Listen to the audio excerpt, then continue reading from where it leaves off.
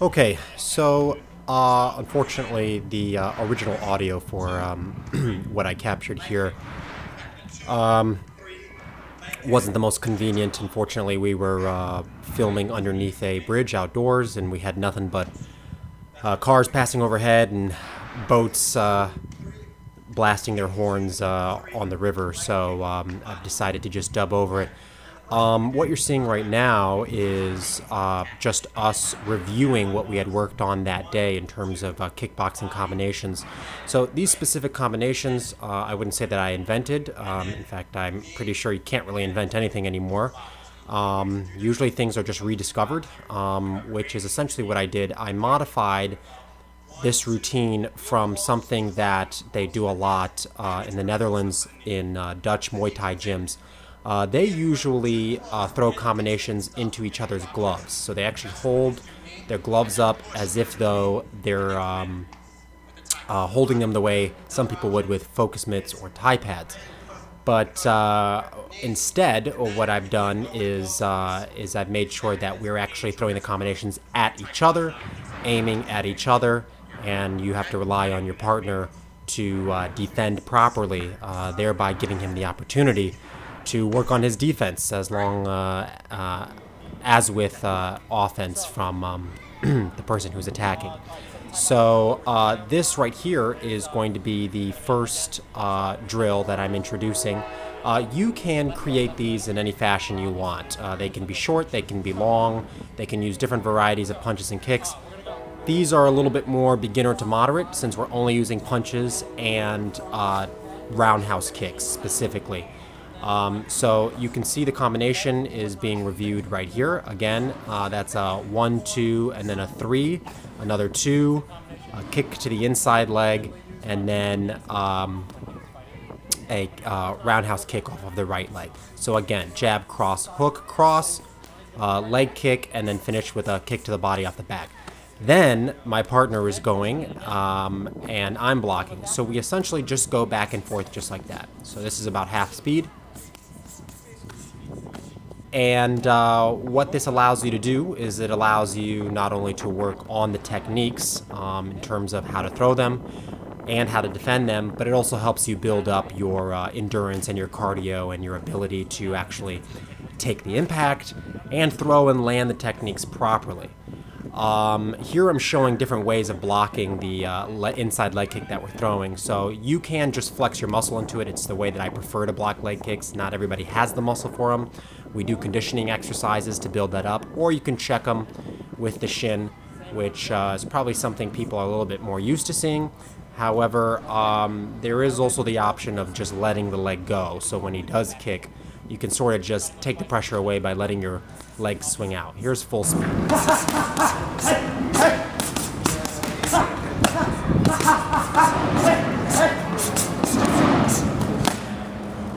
So that was the first drill. You can change the rate at which you do these combinations. In fact, I wouldn't suggest going full speed for 3 minutes. We usually do these for about 3 minutes, which is a round.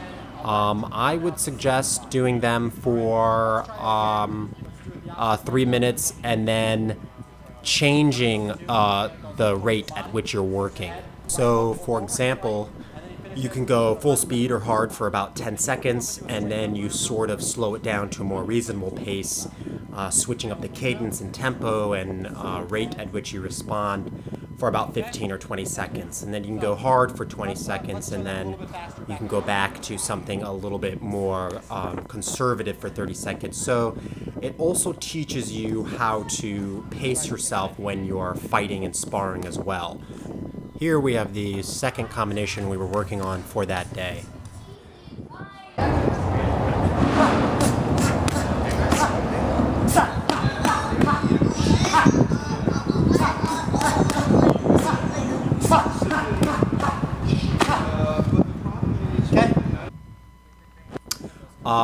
Again, you're just seeing different combos that we have got 3 altogether that we happen to work on that day. And you're only seeing them back and forth about 2 times each full speed. So like I said, you want to do them for a full round and you just stick with that one combo. Here is the more advanced one that we did on that day. It's a jab, cross, he slips both, and then he counters with a left hook, right, left hook, and then the kicks. Again, what you'll see in terms of it being more difficult is the fact that now it's not just so much back and forth within one combination, but rather now within one drill you're learning how to slip and evade, come back and counter, and then defend again from the opponent, the original attacker's counter. So this, again, as I said, is a little bit more complex of the 3 that we are showing you right now. It also adds in a high kick at the very end. So it's sort of a combination, or an exchange rather, a rather lengthy one that sets up a high kick at the same time. So as you can see, the very last move is going to be a roundhouse to the head.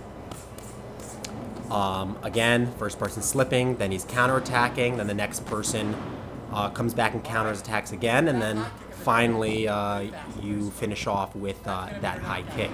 So a lot of people try to just throw that high kick right off the bat, but it's difficult unless you know how to set it up. And there are single setups, however, this gets you conditioned to the idea of throwing it at the end of a much longer combo.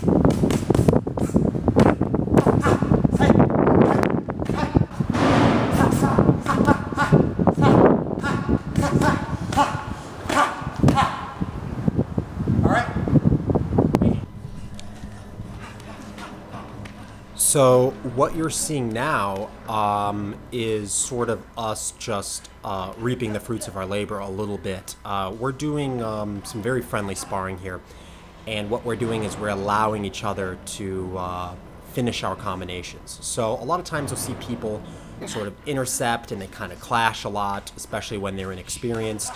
And what happens at a low level when you're doing that, when you're sort of just starting out, learning how to spar, learning how to fight, is you then become hesitant throughout your more experienced years, even though you've been doing it for some time.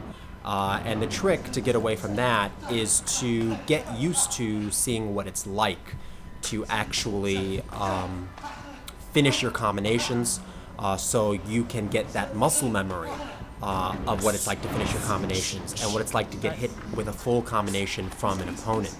And so, as I said, what we're doing here is we're not necessarily taking turns back and forth, but whenever someone decides to initiate, you sort of take the brunt of the attack until you realize, okay, their combination is over, and then you can come back as quickly as you want with a combination of whatever length you would prefer. We kind of call it gentleman's rules, also because on that day we were only working on kickboxing combinations that use punches and then specifically roundhouse kicks. That's what we limited our sort of friendly sparring to on that day. Of course, things can get much more complicated once you start to add in side kicks and front kicks and spinning kicks and the like.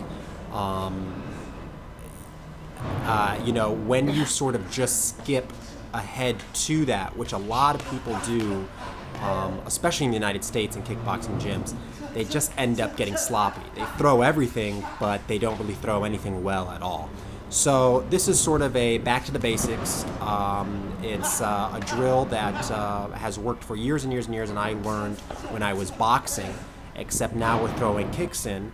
And I have found that by using this particular training method, this particular style, not just this drill, but especially this drill, along with some others that I will show in the future, it kind of really ups the percentage chance that you can take someone who's either new or old to the martial arts or kickboxing or combative fighting, and make them much more effective when it comes to actually sparring and actually fighting. I've done this with people who've had both professional MMA and Muay Thai bouts, and I've done this with complete beginners. And I have found that from most gyms that I go into, you can't really teach people how to fight. They have to already have the potential for it. And I've often found that about out of every maybe 20 to 30 students that stay and really put time into a Muay Thai or an MMA class, one of them actually learns how to comprehensively defend themselves inside of a ring with the conventional methods that most gyms use. However, since I started using this, I found that about 75%, so 7 out of 10, or 15 out of 20 of people who use these drills tend to be able to pick up the ability to actually become functional in the ring. It is very difficult to become functional in the ring, and if it hasn't been for you, there's a chance that you were just born with that skill. I was not. I've been doing martial arts for a very long time, and I found out to my frustration, to my great frustration, that once I started to try to actually spar and fight and do boxing and Muay Thai, that I couldn't pick it up. I just could not figure it out. And after leaving the gym that I was at and creating these different training exercises and getting some great partners to learn them with me, I found that I was able to not only walk back into that old gym, but several others, and not just compete, but be dominant among most of the student body in these gyms. So hopefully these work for you as well. If they do, great. If they don't, abandon them, and I'm always willing to entertain any questions.